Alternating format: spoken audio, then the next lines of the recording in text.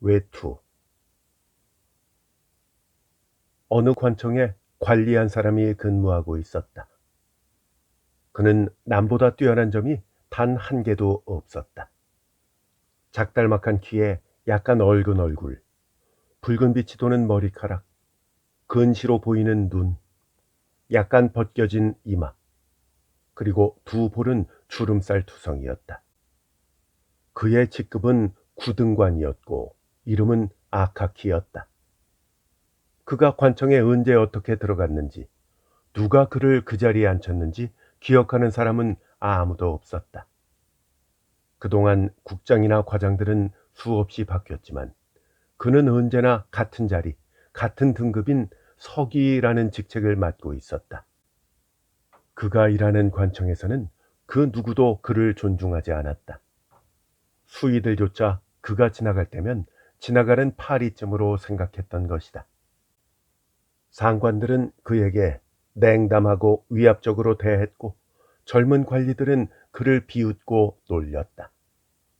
하지만 그는 자기 직무에 충실했고 자기 업무에 대한 강한 애착을 지니고 있었다. 그가 하는 일은 공문서를 정서하는 하찮은 일이었지만 즐겁게 일하고 있었다. 퇴근 후에 다른 동료들은 한잔하고 있을 때도 그는 일거리를 가지고 집으로 가서 열심히 일할 정도였다.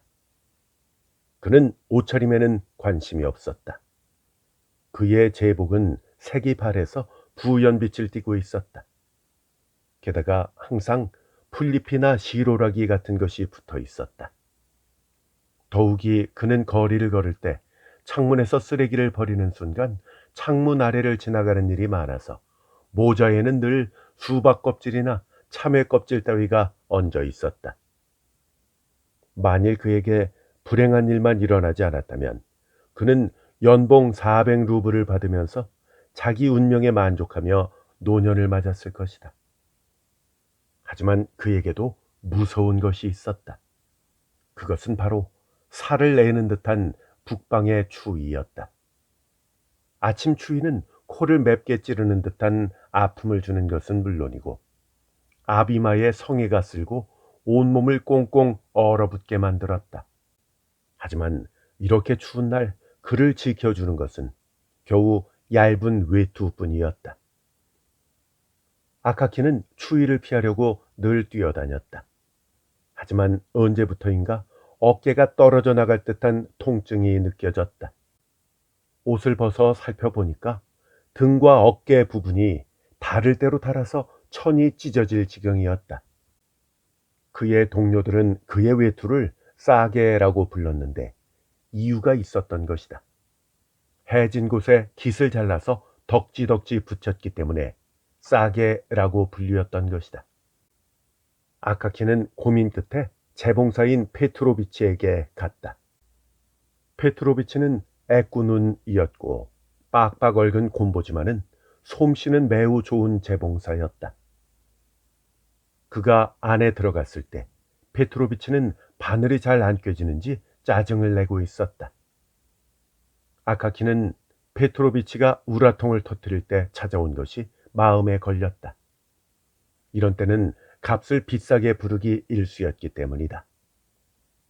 그래서 아카키는 돌아갔다가 나중에 다시 찾아와야 되겠다고 생각을 했다.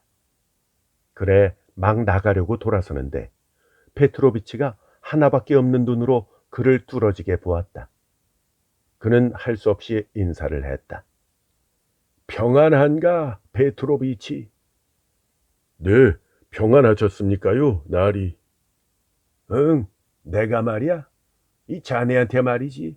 이걸 좀... 아카키는 무슨 말을 하려고 할 때 분명한 어조로 말하기보다는 혼자서 중얼거리다가 끝을 맺지 못하고 얼버무릴 때가 많았다.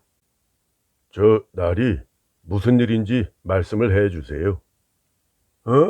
다름이 아니라 저 페트로비치. 그래, 저 내 외투가 좀... 그러니까 말이야.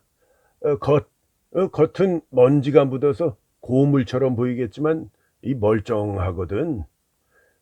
그러니까 등과 어깨가 약간 그래, 뭐 다른 곳이야. 손볼 데가 어디 있겠나? 이렇게 또 얼버무렸다. 페트로비치는 외투를 집어들고 한참 이리저리 살펴보고 나서 고개를 설레설레 흔들었다. 저 나리, 이거는 도저히 안 되겠는데요. 이 고칠 수가 없을 것 같습니다. 이젠 고물이 다 된 옷인데쇼. 이 워낙 낡은 옷이라서 바늘을 대면 금세 해지고 말 텐데 말입니다요. 제발 그러지 말고 수선을 좀 해주게. 뭐 이게 뭐가 어렵다고 그래? 정말로 안 되겠는데쇼. 아무래도 새 것을 하나 장만하셔야 할 것 같아요. 페트로비치가 새 것이라고 말하는 순간 아카키는 눈앞이 캄캄해졌다. 아니, 새 것이라니? 이 나한테는 그만한 돈이 없다고. 새 것으로 맞추라고? 새 것으로 맞춘다면 그게 얼마쯤이나? 글쎄요. 아무래도 150 루블은 있어야 되겠지요. 물론 거기에 수고비도 좀 생각을 해 주셔야 되고요, 나리. 아카키는 그 이야기를 듣자 깜짝 놀라며 다시 옷을 고쳐달라고 부탁을 했다. 하지만 페트로비치는 헛수고라면서 냉정하게 말했다. 결국 아카키는 풀이 죽어 밖으로 나왔다. 전혀 생각지도 못한 일이었다. 그는 옷 걱정에 정신이 팔려서 집과 반대 방향으로 걸어갔다. 가다가 굴뚝 청소부와 부딪혀 어깨가 온통 새까매지고 말았다. 그리고 공사 중인 건물에서 석회가루가 쏟아져서 그의 머리를 하얗게 만들어 버렸다. 그가 만약 경찰관과 부딪히지 않았더라면 온종일 거리를 헤매고 다녔을지도 모르는 일이다. 그는 경찰이 호통을 치자 겨우 정신이 들어서 집으로 돌아갔다. 그는 나중에 페트로비치가 술에 취했을 때 다시 찾아갔다. 하지만 그날도 어림없었다. 아니, 나리, 그건 안 된다니까요. 새로 맞추라고피오, 나리. 결국 아카키는 외투를 새로 맞추는 것 외에는 방법이 없다는 것을 깨달았다. 그리고 풀이 완전히 죽고 말았다. 그는 한 80 루블 정도면 페트로비치가 일을 맡아줄 거라고 생각했었다. 하지만 지금 당장 80 루블이라는 거금을 어디서 만들까? 절반 정도라면 혹시 가능할지도 모른다. 그는 평소 1 루블을 쓸 때마다 2코페이카씩 저금을 했기 때문이다. 이렇게 몇 년 동안 꾸준히 저축을 한 돈이 40 루블 정도는 되었다. 하지만 나머지 절반은 어디서 마련할지가 고민이었다. 결국 그는 1년 동안 생활비를 더 줄여야 되겠다고 결심했다. 그는 저녁마다 마시던 홍차도 끊고 밤에는 촛불도 켜지 않았다. 뭔가 일을 해야 할 때는 하숙집 주인 노파의 방에서 했다. 구두 바닥이 닳을까 봐서 뒤꿈치를 들고 살금살금 걷기도 했다. 옷이 빨리 해질까 봐 집에 돌아오면 옷을 모조리 벗고 무명 잠옷 하나만 걸치고 있었다. 처음에는 허리띠 졸라매기가 힘들었지만 곧 새 외투가 생긴다는 희망에 참을 수 있었다. 그에게 외투는 곧 삶의 희망이었던 것이다. 아카키는 한 달에 한 번꼴로 페트로비치를 찾아가서 어디서 옷감을 사고 색깔은 어떤 것으로 하며 옷감이 어느 정도 필요한지 상의했다. 아직 돈이 마련되지는 않았지만 진짜로 외투를 맞출 날이 오리라 생각하면 흐뭇한 마음이 돼서 집으로 돌아오곤 했던 것이다. 그의 외투를 맞추는 일은 생각보다 빠르게 진행되었다. 국장이 상여금을 40 루블이 아닌 60 루블이나 주었기 때문이다. 그렇게 두세 달 정도 더 배를 고른 뒤 그는 80 루블이라는 돈을 마련할 수 있었다.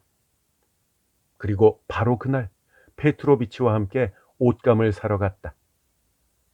무려 반년 동안을 오직 이 일만 생각을 해온 데다가 거의 매달 페트로비치와 상의를 했기 때문에 그의 심장은 거세게 뛰었다. 외투를 만드는데 꼬박 2주일이 걸렸다. 페트로비치는 소음 넣는 데를 꼼꼼히 누비고 명주실을 써서 몇 번이나 박았다. 꿰맨 자리마다 이자국을 내가며 줄을 세우기까지 했다. 마침내 완성이 되어 페트로비치가 새 외투를 가지고 온 날은 아카키에게 있어서 생애 최고의 날이었다. 새 외투는 맵시 있게 몸에 꼭 맞았다. 그는 새 외투를 입고 출근길에 나섰다. 그리고 순간순간 자신의 새 외투의 황홀한 감촉을 느끼고 있었다. 너무나 흡족해서 몇 번씩이나 미소를 띄었다. 옷은 멋도 있었고 게다가 따뜻했다. 그는 수의실에서 외투를 벗어서 수의에게 전달하고 잘 간수해달라고 부탁했다. 아카키에게 새 외투가 생겼다는 소문이 순식간에 확 퍼졌다. 모두들 새 외투를 구경하려고 수의실로 몰려들었다. 모두 앞다투어 축하와 칭찬의 말을 퍼부으면서 새 외투를 장만했으니 한 잔 사라고 했다. 아카키는 몹시 난처했다. 그때 부과장이 말했다. 아카키 대신에 내가 오늘 밤에 파티를 열게요. 오늘 저녁엔 다들 우리 집에 모여서 차라도 한잔 합시다. 마침 오늘이 내 세례명 축일이거든요. 사람들은 그의 말을 듣고 모두 기뻐서 그의 초대를 받아들였다. 아카키가 슬쩍 빠지려고 하자 모두들 실례라면서 한마디씩 했다. 그래서 그는 외투를 자랑할 수 있는 기회로 생각하기로 했다. 저녁이 되자 아카키는 외투를 입고 부과장이 살고 있는 고급 주택에 갔다. 동료들은 벌써 한 잔씩 하고 있었다. 먼저 와 있던 동료들은 그를 발견하고 환호성을 지르며 소란스럽게 몰려나와 그의 외투를 다시 한번 구경했다. 하지만 금세 그들은 외투를 새까맣게 잊어버리고 트럼프 놀이에 열중했다. 아카키는 사람들이 북적거리는 소리와 방 안의 이야기 소리가 모두 낯설었다.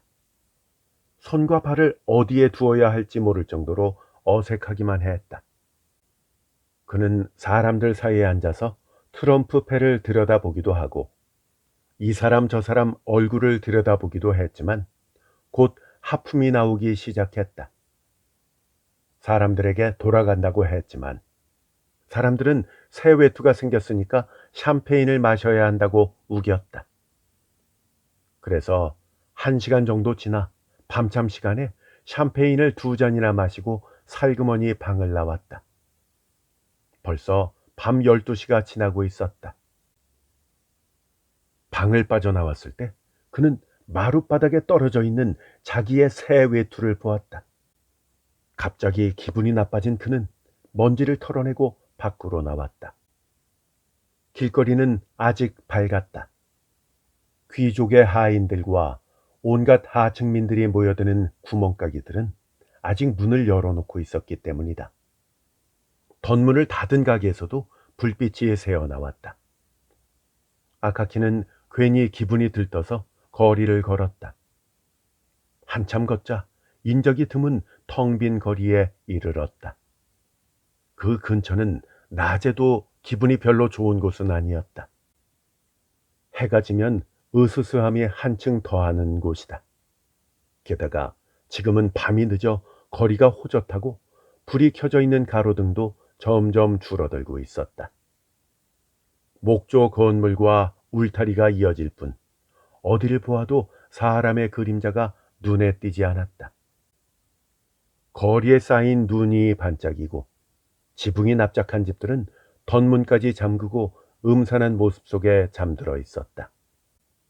이윽고 넓은 광장으로 나왔다. 지금까지 걸어온 거리가 끝나고 건너편 집들은 보일 듯 말 듯 멀었다. 광장은 마치 무서운 사막처럼 보였다. 경찰 초소의 불이 멀리서 반짝거렸다. 아카키는 본능적으로 공포에 사로잡혀서 뒤를 돌아보고 좌우를 살폈다. 차라리 아무것도 보지 않는 게 낫겠군. 그는 이렇게 생각하며 눈을 감고 걸었다. 거의 광장을 지나왔겠다 싶어서 눈을 뜬 순간 눈앞에 수염을 기른 사내들이 버티고 서 있었다. 야, 이건 내 외투야. 그 가운데 한 놈이 아카키의 멱살을 움켜쥐고 장독이 깨지는 듯한 소리를 질렀다. 그 외투가 자기 것이라는 것이다. 당황한 아카키가 소리를 지르려고 하자 다른 한 놈이 큰 주먹을 들이대며 으르렁거렸다. 소리치면 알지? 아카키는 외투를 빼앗기고 무릎이 차인 것까지는 기억이 났지만 그 다음부터는 도무지 기억이 나지 않았다. 몇 분이 지났을까? 그가 정신을 차리고 일어났을 때는 그 나쁜 사내들은 이미 사라진 뒤였다. 광장은 몹시 추웠는데 외투를 빼앗겼다는 것을 깨달은 순간 아카키는 소리를 지르기 시작했다. 그러면서 그는 광장을 가로질러 경찰 초소로 달렸다. 초소 앞에 달려간 그는 경찰이 감시하지 않고 좋으니까 강도가 날뛴다고 욕을 퍼부었다. 그러자 경찰관은 멀리서 보기는 했지만 친구 사이인 줄 알았다면서 내일 파출소장에게 사정 이야기를 하면 외투를 찾을 수도 있을 것이라고 말했다. 아카키는 그 이야기를 듣고 미친 사람처럼 집으로 돌아왔다. 하숙집의 노파는 그의 모습에 기겁하며 직접 본서 서장을 찾아가라고 말했다. 파출소장 따위는 말로만 약속할 뿐 뒤에서 딴짓하기가 일수라고 했다. 그는 그날 밤 뜬 눈으로 밤을 새웠다. 이튿날 아침 일찍 그는 서장을 찾았다. 하지만 서장은 출근 전이었다. 10시쯤 다시 갔다. 그러나 서장은 아직도 출근하지 않은 상태였다. 그래서 11시쯤 다시 갔더니 그 사이에 외출했다고 하는 것이다. 하는 수 없이 점심시간에 찾아가니 서장 비서가 그를 들여보내려 하지 않았다.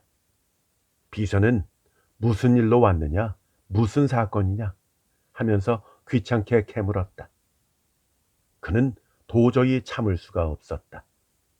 할 수 없이 관청의 공무 때문이라고 말을 하면서 만약 못 들어가게 한다면 상부에 보고할 것이라고 위협했다.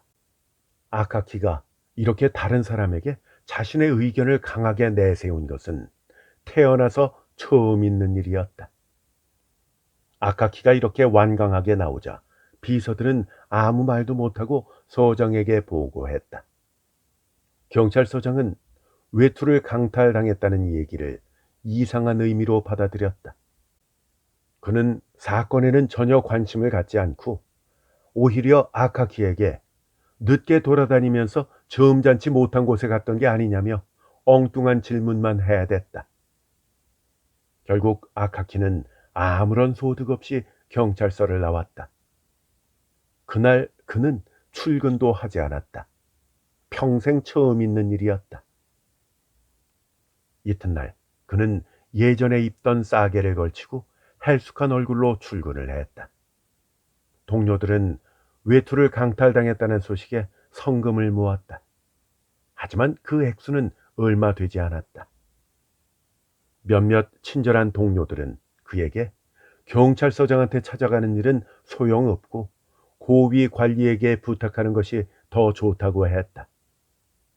고위 관리가 사건 담당 경찰에게 편지를 보내면 잘 처리할 수 있을 것이라는 의견이었던 것이다. 그래서 아카키는 동료가 알려준 고관을 찾아가기로 했다. 그 고관이 그 지위에 오른 것은 최근의 일이었다. 그 전까지는 하찮은 존재에 불과했던 것이다. 지금도 다른 높은 지위에 비하면 하잘 것이 없지만 스스로는 아주 대단한 것으로 여기고 있었다. 더욱이 그 고관은 자기의 지위를 높여보려고 자기가 출근할 때 부하 직원들을 현관까지 마중 나오게 했다. 또한 어떤 사람도 자기 방에 함부로 들어오지 못하게 관련된 업무를 규칙과 순서에 따라 처리하도록 하는 등의 엄격한 내부 규칙을 만들었다. 엄격하게, 더욱 엄격하게, 모든 것을 엄격하게. 고관은 거드름을 부리며 주위를 살폈다. 몇십 명의 관료들은 항상 공포심에 사로잡혀 있었고 멀리서 고관의 모습이 보이면 벌떡 일어나서 그가 지나갈 때까지 부동 자세를 취했다. 사실 그 고관은 마음이 착한 사람이었다. 하지만 이렇게 고관에 임명이 되자 자기가 어떤 태도를 취해야 할지 갈피를 잡지 못하고 있었던 것이다. 때로는 직원들의 재미있는 대화나 놀이에 끼어들고 싶기도 했다. 하지만 아랫사람들에게 지나치게 허물없이 대하는 것은 아닌지, 자신의 위신이 깎이는 것은 아닌지 하는 생각에 늘 조심스러웠다. 아카키가 그 고관을 찾아갔을 때 그의 사무실에는 때마침 고관의 어릴 적 친구가 와 있었다. 고관은 그 친구와 충분히 이야기를 나눴기 때문에 막 지루해질 참이었는데 그럼에도 불구하고 비서에게 그에게 기다리라고 말하라고 시켰다. 고관은 오래전에 공직에서 물러난 친구에게 자신의 존재를 보여주고 싶었다. 그래서 자신을 만나려면 많은 시간을 기다려야 한다는 것을 자랑하고 싶었던 것이다. 마침내 두 사람이 푹신한 소파에 기대앉아 담배를 다 피우고 나서야 아카키를 들어오라고 했다. 고관은 아카키의 온순하게 생긴 얼굴과 낡아 빠진 제복을 흘끔 살펴보고 차가운 말투로 물었다. 무슨 일입니까? 들어서기 전부터 잔뜩 위축되어 있던 아카키는 고관의 차갑고 냉정한 소리에 몹시 당황했다. 하지만 수줍음을 머금고 자신이 새로 장만한 외투를 잃어버렸다고 말하며 자기를 위해서 경찰국장에게 몇 자 써주면 외투를 다시 찾는데 힘이 되겠다고 어렵게 말을 꺼냈다. 하지만 고관은 여전히 냉정한 소리로 입을 열었다. 이것 보세요. 당신은 일의 순서라는 것도 모릅니까? 관청 일이라는 게 어떤 순서를 밟아 진행되는 것인지 알고 있을 것 아닙니까? 그런 문제라면 먼저 관련 창구에 탄원서를 제출하는 것이 우선입니다. 그렇게 하면 탄원서는 계장, 과장을 거쳐 비서한테 넘겨지죠. 그 다음에 비서관이 나한테 그 문제를 가져오게 돼 있단 말이에요. 그 이야기를 듣자 아카키는 온몸에 땀을 흘리면서 다시 한번 용기를 내어 말했다. 아이고, 제가 이렇게 부탁을 드리는 것은요, 이 다름이 아니라 실은 저 비서관들이, 네, 그렇습니다. 이 비서관들이 이 도저히 믿을 수 없는 사람들이라서요. 그러자 고관은 소리를 질렀다. 뭐? 뭐라고? 어디서 그따위 썩은 정신을 털어놓는 겁니까? 요즘 젊은 사람들 사이에서는 상관에게 불손하게 대하는 그런 사상이 퍼져 있어서 정말 큰일이라니까요. 고관은 아카키가 이미 50살이 넘었다고는 생각하지 못한 것 같았다. 당신 지금 누구 앞에서 정신없는 소리를 짓거리고 있는지 알긴 아시오? 응? 아냐고. 내가 누군지 아냐 말이오? 고관은 발까지 구르며 고함을 질렀다. 그래서 아카키는 겁을 먹고 넋을 잃었다. 겨우 비틀비틀 두어 걸음 물러섰다. 하지만 온몸이 떨려서 서 있기조차 힘들었다. 수위가 부축하지 않았다면 끝내 쓰러지고 말았을 것이다. 그는 거의 정신이 없는 상태가 되어 밖으로 끌려 나왔다.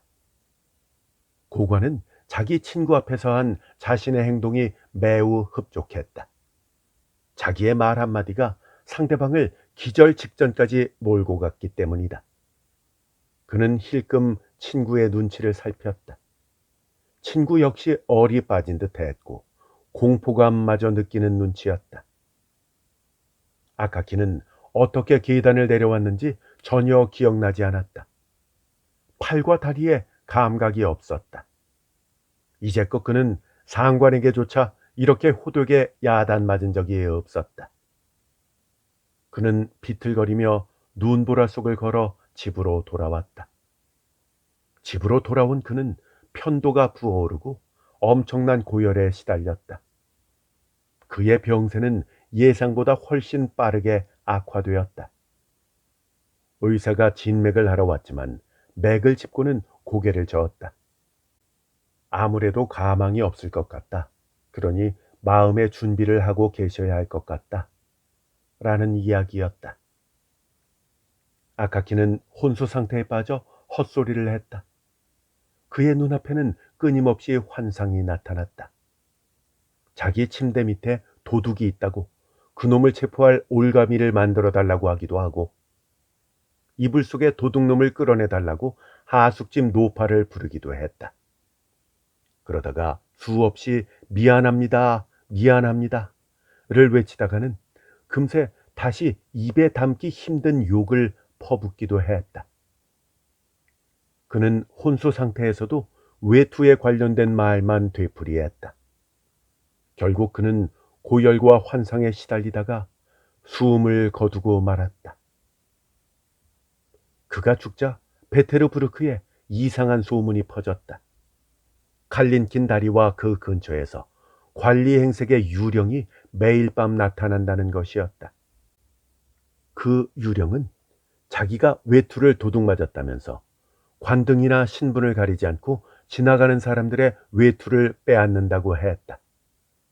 고양이 가죽이나 담비 가죽, 깃달린 외투, 소음을 누빈 외투, 이렇게 몸을 감싸는 물건이라면 그 종류를 가리지 않고 모조리 벗겨간다고 했다.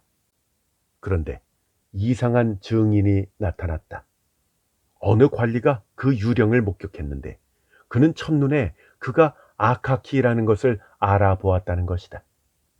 하지만 겁이 나서 도망갔다고 했다. 일이 이렇게 되자 경찰에서도 유령을 체포해서 극형에 처하라는 명령이 떨어졌다. 하지만 실제 유령을 잡다 놓친 경찰관들은 공포에 사로잡혀서 멀리서 유령을 보기만 해도 붙잡을 생각은커녕 서로 도망가기 바빴던 것이다. 덕분에 관리 행색의 유령은 마음껏 쏘다녔고 사람들은 거리를 함부로 다닐 수도 없었다. 한편 고관은 아카키를 돌려보내고 약간의 연미를 느끼고 있었다. 그래서 일주일 후 도움을 주려고 부하 직원을 보내서 그가 어떻게 지내고 있는지 알아보도록 했다. 그런데 아카키가 열병에 걸려 죽었다는 보고를 받았다. 그래서 고관은 심한 충격을 받았고 온종일 양심의 가책에 시달려야 했다. 어느 날 고관은 울적한 마음을 풀기 위해 친구가 연 연회의에 참석했다. 다행히 파티는 즐거웠고 그는 오랜만에 편안한 마음을 느꼈다. 그는 마음이 풀려 친구들과 흥겹게 대화하며 즐거운 시간을 보냈다. 샴페인도 2잔이나 마셨다. 고관은 공연히 기분이 좋아져서 연회가 끝나고 집으로 돌아가지 않고 여자친구 집으로 가기로 했다. 고관은 여자친구 집으로 가는 동안 마차 안에서 두툼한 외투에 따뜻하게 몸을 감싸고 느긋하게 앉아 있었다. 파티에서 있었던 기분 좋은 생각이 떠오르고 기분도 흡족했다. 하지만 이따금 부는 찬바람이 그의 기분을 방해했다. 찬바람은 갑자기 눈가루를 흩뿌려서 그의 얼굴을 사정없이 후려쳤다. 그 순간 고관은 문득 뒤에서 자기 외투깃을 움켜잡는 무서운 힘을 느꼈다. 겁이 나서 뒤를 돌아보니 거기에는 다 떨어진 낡은 제복을 입은 한 사나이가 서 있었다. 그 사나이가 바로 아카키라는 것을 안 순간 그는 가슴이 덜컥 내려앉았다. 이제야 널 만났구나. 난 네 외투가 필요해. 나를 도와주기는커녕 호통을 쳤지. 자, 네 외투를 내놓아라. 네 외투를 내놓으라고.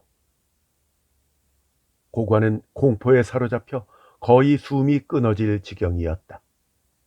평소 당당하던 모습은 그 이후로 찾아볼 수 없었다.